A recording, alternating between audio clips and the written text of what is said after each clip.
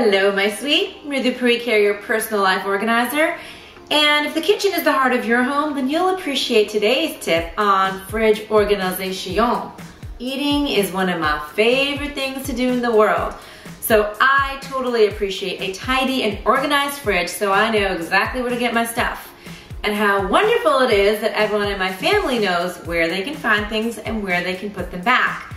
And plus, another awesome benefit of having an organized fridge is that it makes grocery shopping much easier because you know exactly what you have and what you need to get.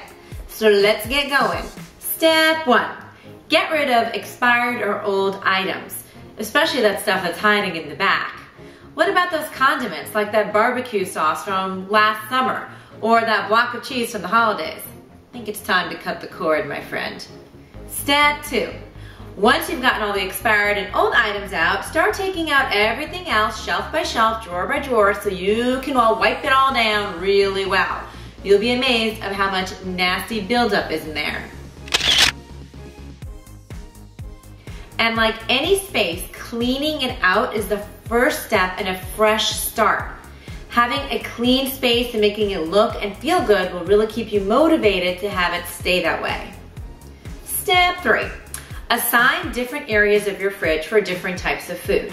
Now you might be familiar with keeping all your veggies in one drawer and your fruits in another, but really take it to another level and assign different areas for different types of foods, like one shelf that's just for eggs and yogurt, and a bottom shelf that might just be for your cheese and meats, and another one for your bread. And then there can be the types that are like one just for leftovers or one that food that needs to be cooked. And so you assign different areas for those different types of foods. What really helps to keep them all organized in your fridge so everybody knows where they can find things and where they can put them back is to just put small labels on each of the drawers or shelves. So here's this week's challenge. Dedicate just 15 minutes over the next 24 hours to step 1 and 2, the cleansing. Give your fridge the physical and spiritual lift it deserves, and then let me know how it feels.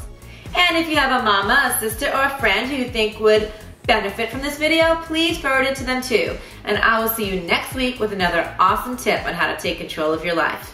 Bye! Step 2. Step 2. Step 2.